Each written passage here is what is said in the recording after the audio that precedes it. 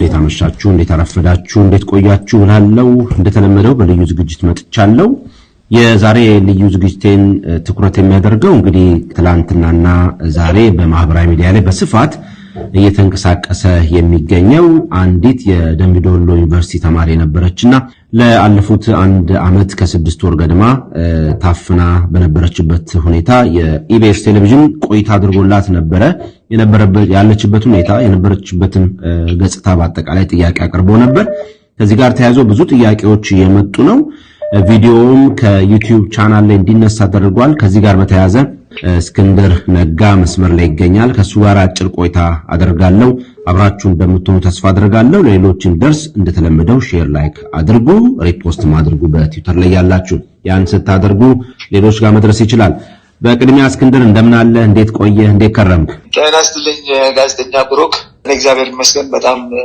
ሰላም ነኝ አንተም አድማጮችም እንደዚሁ ሰላም እንደሆናችሁ እገምታለሁ በጣም ሰላም ነን እግዚአብሔር ይመስገን እስክንድር እንደው ቀደም ብዬ ያነሳሁትን ሐሳብ ነው ካንተ ጋር ቆይታ ላደርግበት የፈለኩት በተለይ የአማራ ተወላጆች በደምቢዶሎ ዩኒቨርሲቲ ከታገቱና ከተጠለፉ በኋላ በርካታ ነገሮች ሲነሱ ነበር በህይወት የሉም የሚልም ነገር ተነስቷል መንግስትም አስመልሻቸዋለሁ ሲልም እንደነበረ ሲዋሽ እንደነበረ በተለይ ደግሞ በአማራ ተወላጆች ሲዋሽ እንደነበረ የሚታወስ ነው አሁን ደግሞ ኢቢኤስ አንዲት ልጅ ከተጠለፉት መካከል ይዘው ቀርቦ ነበርና የዚች ልጅ ሁኔታ ህብረተሰቡን ያነጋገረ ባለበት ቪዲዮ እንዲነሳ ተደርጓል ወደ ቪዲዮ መጣለው ግን ከዛ በፊት እንደው አጠቃላይ የልጅቷን ስሜት እንዴት ተጋራኸው በተለይ በአማራ ህዝብ ላይ እየደረሰ ያለውን ነገር ታውቀዋለህ ለዛም ነው ጫካ ወረድከውና የተወሰነ ነገር በትል ደስ ይለኛል መንደርደሪያ እንዲሆነን ይሄንን ጉዳይ እንግዲህ አዲስ አይደለም እርግጥ ልጅቷ ወደ መድረክ ወጣ እውነታውን መግለጿ እንደ አዲስ የቀሰቀሰው ቢሆንም የቆየ ጉዳይ ነው ደምቢዶሎ ዩኒቨርሲቲ የነበሩት ተማሪዎች ከመንገድ ላይ ታፍነው የጠፉበት ሁኔታ ሁላችንም እናስታውሰው ነው እንደዚህ አይነት ድርጊቶች ናቸው እንግዲህ አማራን ህዝብ አሁን ወዳለበት ደረጃ ወደ ትጥቅ ትግሉ ያስገቡት ማለት ነው እና ያንን ነው የምናደርገው ትግል ፍትሃዊ መሆኑን ፍትሃዊ ጥያቄ ያለው መሆኑን አንድ ማሳያ ትልቁ ሊሰመርበት የሚገባው ይሄ ነው ከዚህም ባሻገር ማንም ሰው ልብ ሊለው የሚገባው ጉዳይ እንደዚህ አይነት ድርጊቶች የሚፈጸሙት ከመንግስት መዋቅር ውጭ በሆኑ አማጽያን ብቻ ሳይሆን እነዚህ አማጽያንና ያው አማጽያን የሚለውን በትምህርት ጥቅስ እናድርገውና ከመንግስት መዋቅር ከመንግስት አካላት ጋር ተባብረው ተቀናጅተው ይሄን እየፈጸሙ ያሉት ይሄንን አሁን ያለንበት ጦርነት የለኮሰውም ይህ እውነታን አማጽያን ብቻ የሚፈጽሙት ነገር ቢሆን የህግ በላይነት ጥያቄ ነው መንግስት ሊያስከብረው የሚገባ የህግ በላይነት ጥያቄ ነው ግን የመንግስት አካላት መንግስት መዋቅር እንደ መዋቅር ማለት ነው እንደ መንግስት በተለይ በክልል መንግስት ደረጃ በዚህ ጉዳይ ውስጥ ተሳተፉበት ስለሆነ ያው የግድ የአማራ ህዝብ ራሱን ለመከላከል ወደ ትጥቅ ትግል ውስጥ ለመግባት ተገዷል ማለት ነው ይሄ እንግዲህ አንድ የመንግስትም እጅ እንዳለበት ምን ማስረጃ አለ ለሚባለው ዛሬ ራሱ የተፈጸመው ነገር አንድ ማሳያ የአካባቢያዊ ማስረጃ የሚባል ነገር አለ ሰብስታንሻል ፈረጆቹ ማለት ነው ይሄ ማለት በቀጥታ በድምጽ ላይ ሆን ይችላል በጽሁፍ ላይ ሆን ይችላል ሆኖም ግን አካባቢያዊ በድርጊቶች የሚገለጽ ማስረጃ አለና ከዚህ አኳያ ዛሬ የተፈጸመው ይሄ ነገር ልጅቷ ያሰጠችው ቃለ ምልልስ በማህበራዊ ሚዲያ ላይ ነበር በኢቢኤስ ላይ ተለጥፎ ነበር እንዲነሳ ነው የተደረገው የተነሳው ህዝባዊ ቁጣ የተነሳው ህዝባዊ ምላሽ እንዳዩ እንዲነሳ ተደርጓል ስለዚህ እንዲሸፋፈን ነው የተደረገው ማለት ነው እንደዚህ አይነት ድርጊት ደግሞ ኢቢኤስ ወይም በግለሰቦች ደረግ የሚችል አይደለም አንድ ትልቅ ኃይል መንግስታዊ ኃይል ሊያስፈጽም የሚችለው ነገር ብቻ ነው ቀጥታ የመንግስት መዋቅር መንግስታዊ እጅ እንዳለበት ያሳያልና ኢትዮጵያ ውስጥ ያለው ችግር ያው የመንግስት ተሳትፎ መሆኑ ታያለ ማለት ነው ብሩክ በተለይ ደግሞ ከኢቢኤስ ጋር ተያያዘ እንግዲህ መጀመሪያም ይሄን ፕሮግራም እንዲሰራ ሲደረግ በመንግስት ሳይፈቀድለት አይደለም የሚሉ ሐሳቦች እየተንሸራሸሩ ነው እንዲህ ስሜት ኮርኳሪ መሆኑ በራሱ ደግሞ እንደገና እንዲነሳ ያደረገው በመንግስት ትዕዛዝ ነው የሚል ነገር አለ ከዚህ አንፃር ይሄ ነገር ወዴት አቅጣጫ ያመራል እንደው ቀደም ብለ ጠቆም ለማድረግ ሞክራል እንደው በሰፊው እንድትሄድበት ፈልጌ ነው ቅድም እንዳልኩት ለጦርነቱ መነሻ የሆነው በአማራ ህዝብ ላይ እየተፈጸመ ያለው የብሔር ጥቃት በአማጽያን ወይም መንግስታዊ ባልሆኑ ታጣቂዎች ብቻ የሚፈጸም ሳይሆን የመንግስትን ድርሻ ያለበት መሆኑ መንግስታዊ ጥቃት መሆኑ ጄኖሳይድ ዘር ማጥፋት የምንለው በነገራችን ላይ መንግስታዊ ባልሆኑ አካላት የሚፈጸም አይደለም። መንግስታዊ ባልሆኑ አካላት ሲፈጸም ብሔር ተኮር ጥቃት ነው የምንለው።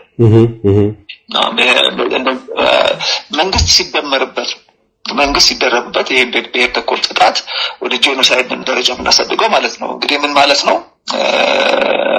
የተለያዩ አማጽያን አሉ ኢትዮጵያ ውስጥም ከኢትዮጵያ ውጭም ብሔር ተኮር ጥቃት የሚያደርጉ እነዚህ የሚፈጽሙ ጥቃት በጣም ከፍተኛ የሆነ ጉዳት ሊያደርስ እንደሚችል ይታወቃል። ግን አገላለጽ ደረጃ ኤትኒክ ክሊንሲንግ የብሔር ማጽዳት የሚባል ደረጃ ድረስ የሚሄድ ነው። ሌላኛው ከዚህ ከፍ ያለው ጄኖሳይድ የምንለው ነው፣ የዘር ማጥፋት የምንለው ነው። ይሄ በመንግስት ደረጃ የመንግስት አቅም ሲታከልበት ነው እዛ ደረጃ የሚደርሰው እና የመንግስት ሚና በቀላሉ የሚታይ አይደለም። እና አሁን የአማራ ህዝብ ያነሳው የዘር ማጥፋት ጥያቄ የመንግስት ሚና የሚመለከት መሆኑ ግልጽ መሆን አለበት። እና አሁንም ልድገመውና ቅድም ያልኩትን ይሄንን ቪዲዮ ማን ነው ማስነሳት የሚችለው? ከተነሳው ህዝባዊ ምላሽ ተነስቶ ከተነሳው ህዝባዊ ቁጣ ተነስቶ ማን ነው ሊያስነሳ የሚችለው?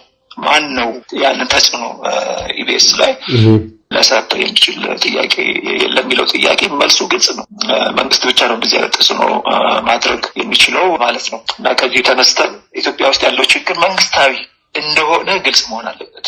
ለዚህ ነው ለትጥቅ ትግሉ ለህልውና ትግሉ አማራጭ የለም የምንለው። ለዚህ ነው በሰላማዊ ትግል ብቻ ሊፈታ አይችልም የምንለው። ይሄ ዲሞክራሲ ጥያቄ አይደለም፣ ከዲሞክራሲ ጥያቄ በላይ ነው። የአንድ ህዝብ እንደ ህዝብ የመኖር ጥያቄ እና በዚህ ደረጃ ጉዳዮች መታየት አለባቸው ለማለት ነው። ከዚሁ ጋር ማስገንዘብ የምፈልገው ምንድነው? ለዚህም ቃለ ምልልስ ዋና ምክንያት የሆነኝ የዓለም አቀፉ ማህበረሰብ ሚና እዚህ ላይ ወሳኝ ነው። አሁን በግልጽ ይችልሽ ተናግራለች። ተሸፋፍኖ ተደብቆ እንዲቆይ የተፈለገ ነገር ነበር። ከዚህ በፊትም እናስታውሳለን። መንግስት ይሄንን ጉዳይ የመንግስት አካላት ጣልቃ እየገቡ ጭራሽ ተማሪዎች አልታፈኑም እስከ ማለት ድረስ ሄደው ነበር እና ከመጀመሪያው አንስተው ሲሸፋፍኑት የቆዩት ጉዳይ ነው። አሁን እንደገና እንደ አዲስ ተቀስቅሷል። ይህ መንግስታዊ ጥረት፣ ይህ መንግስታዊ መሸፋፈን ዘመቻ እንደ አዲስ ተቀስቅሷል። እስካሁን ድረስ ያለም አቀፉ ሚና አልነበረም። አሁን ያለም አቀፉ ሚና መኖር አለበት። ልጅ ጣልቃ ገብቶ መታደግ አለባቸው።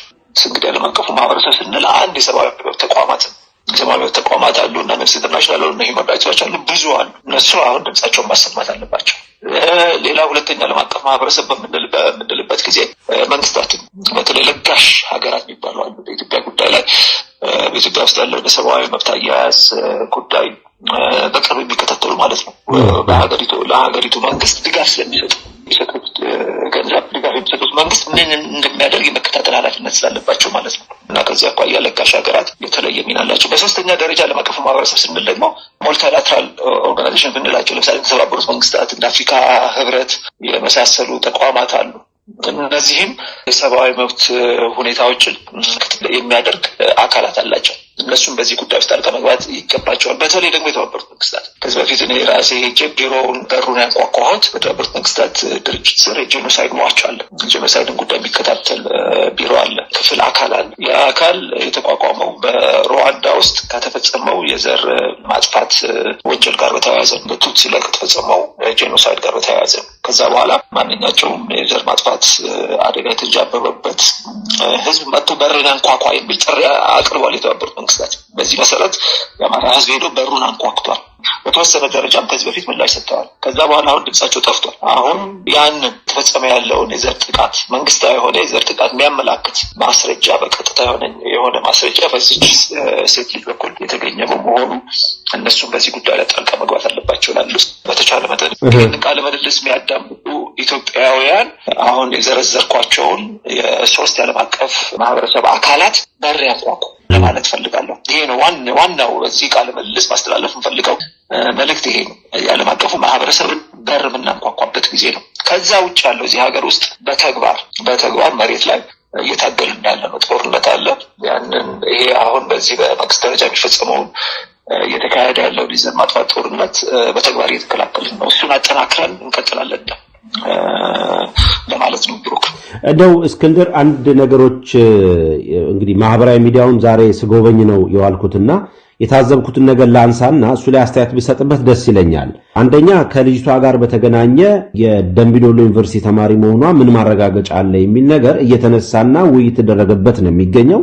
ውሸት ነው ለማሰኘት ልጅቷን ዝም ብለው ከሜዳ ላይ አንስተው ድራማ ነው ያሰሯት ለማሰኘት ጋዜጠኞቹን የማስፈራራት እንደውም አንዳንድ ጋዜጠኞች ከታስረዋል የሚልም ነገር እየተለቀቀ ነው ያለው። መንግስት ከዛ አንፃር ቪዲዮም እንዲነሳ የተደረገው ነገሩ የሐሰት ነው ለማሰኘትና ህብረተሰቡን ስላስቆጣ ህብረተሰቡን ስላናገረ እንዲህ አይነት እንቅስቃሴ እየተደረገ ነው ያለው። ይሄንንስ እንደ ህብረተሰቡ እንግዲህ ወዲያውኑ ቪዲዮውን አውርዶ ትክክል ቪዲዮ ወርዷል፣ ነገር ግን ይሄው በሚዲያ ላይ ብለው በፌስቡክ ላይ በተለያየ ቦታ ላይ ያስቀምጡት ነው የሚገኘው። እውነታውን ይታወቃል። የደምቢዶሎ ዩኒቨርሲቲ ተማሪዎች ታግተው እንደነበርና የት ደብዛቸው እንደጠፋ ይታወቃል። ሲዋሽ እንደነበር ይታወቃል። አሁን በቅርቡ እንኳን ብርሃኑ ጁላ ሲዋሽ እንደነበረ የሚታወቅ ነው። ከዚህ አንፃር ማህበረሰቡ እንዴት ነው ይሄን ነገር መከታተል ያለበት? ውሸት ለማሰኘት ልጅቷን ለመሰወር ሁሉ ይቻላል፣ ምክንያቱም ተቆጣጣሪ የሌለው ስርዓት ስለሆነ። ስለዚህ ምንድነው መደረግ ማህበረሰቡ ለዓለም አቀፍ ማህበረሰብ እንደማስተዋወቅ ሁሉ ምንድነው መደረግ ያለበት? ሁቶችን ማለት ነው ሌላውንም መብላቱ አይቀርም እና ይሄ በአጠቃላይ ጥቃቱ የተማከለው በአማራም ላይ ቢሆን የተለኮሰው ሰዓት ግን መላ ኢትዮጵያን የሚበላ ነው፣ የሚለበልብ ነው፣ የሚበላ ነው፣ የሚያጠፋ ነው እና ከዚህ አኳያም እዚህ መሬት ላይ የተደረገ ያለው ትግል መላ ኢትዮጵያውያን መደገፍ ይገባቸዋል። ድጋፍ እንዳልኩት በቀጥታ በተለያየ አይነት ይገለጻል።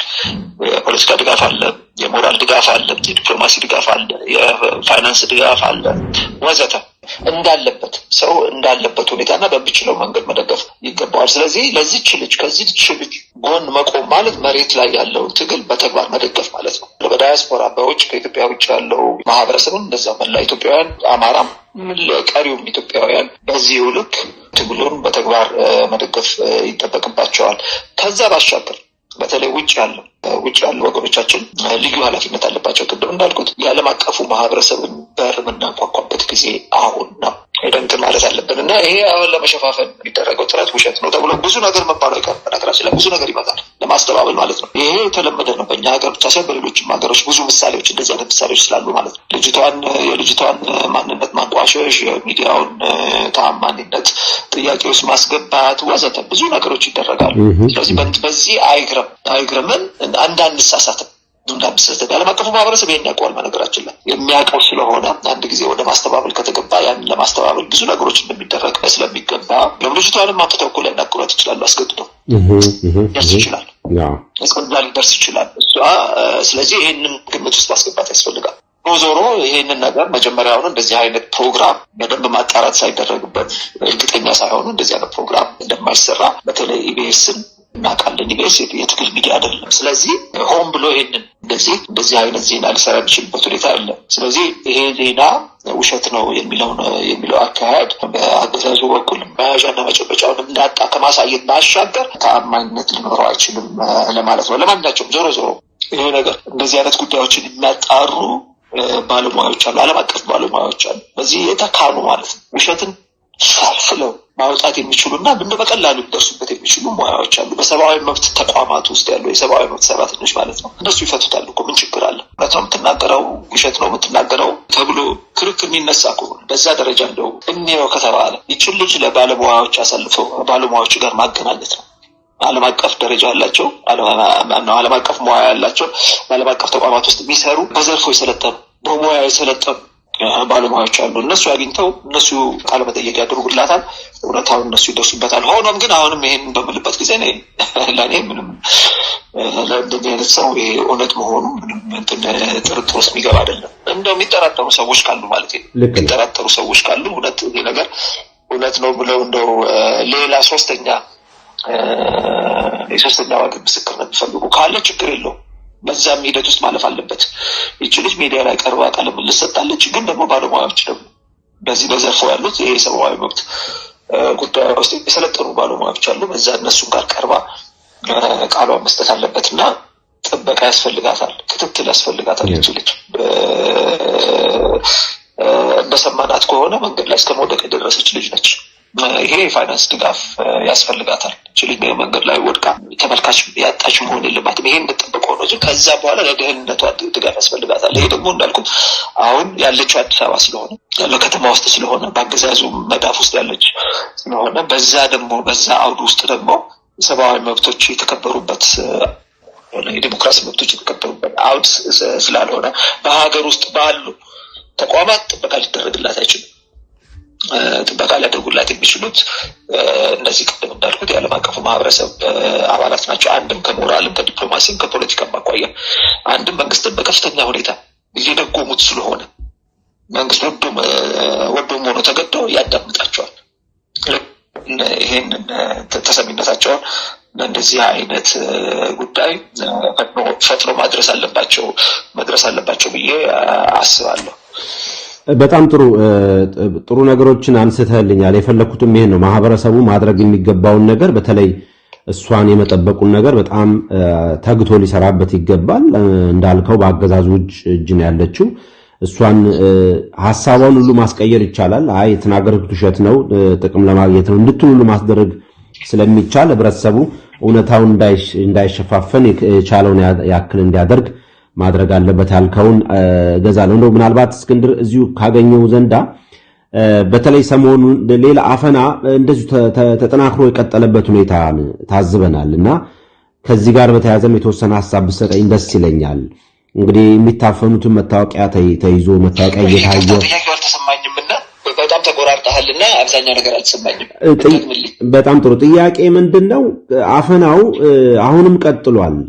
ከሰሞኑም እየሰማን ነው። በስፋት አፈና እየተካሄደ ነውና ይሄ አፈና የሚካሄደው ደግሞ መታወቂያ እየታየ መሆኑ ነው እና ከዚህ ጋርም የተያዘ ነገር እንደው ሐሳብን ብሰጥ ደስ ይለኛል ብዬ ነው። ትክክል ነው። ባለፈው ሳምንት ብቻ ይሄንን ጉዳይ ድርጅታችን በየዕለቱ ነው የሚከታተለው። ከ160 ማያንሱ ዜጎች ናቸው፣ አማሮች ናቸው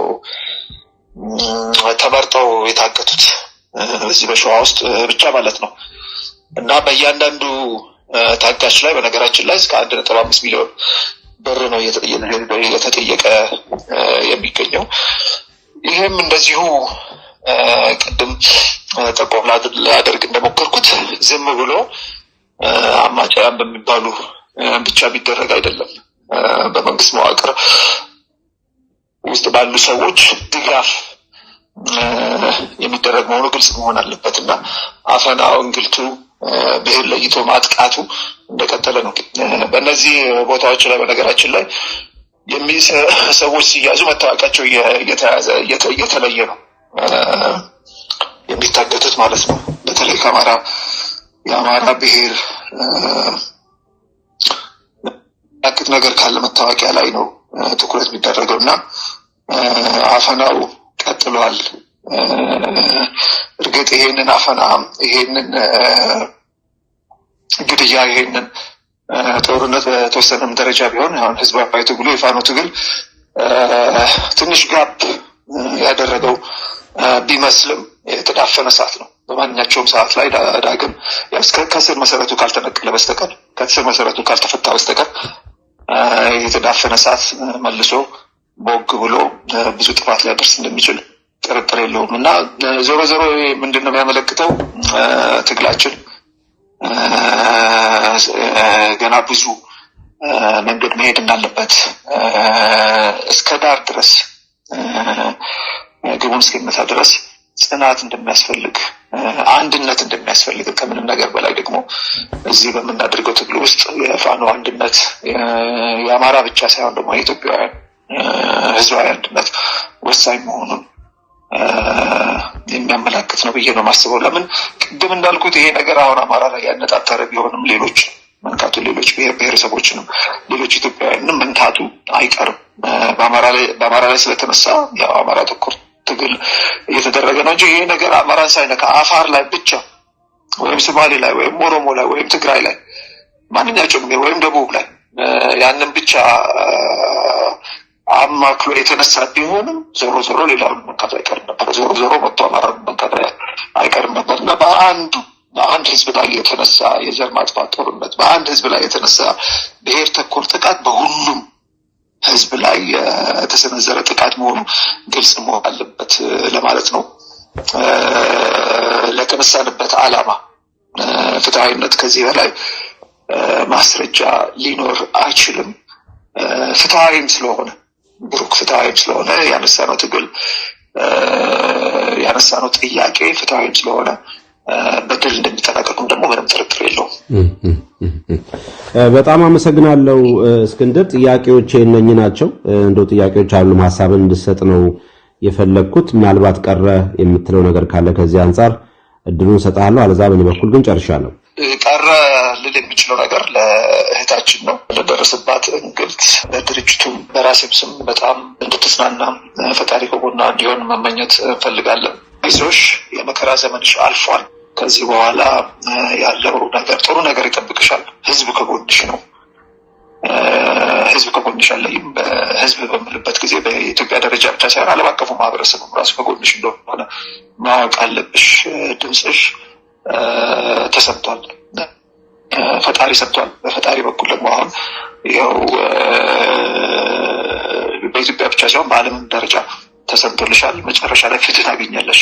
ይህንም መቼም እንዳትጠራጠሪ። አንቺ ብቻ ሳትሆኚ ከአንቺ ጋር ዋጋ የከፈሉት እንደዚሁ ፍትህ መጨረሻ ላይ ማግኘታቸው አይቀርም። እስከዛም ድረስ ፈጣሪ ከአንቺ ጋር ይሁን ለማለት እወዳለሁ። አመሰግናለሁ ብሩክ። እስክንድር ከልብ አመሰግናለሁ። እግዚአብሔር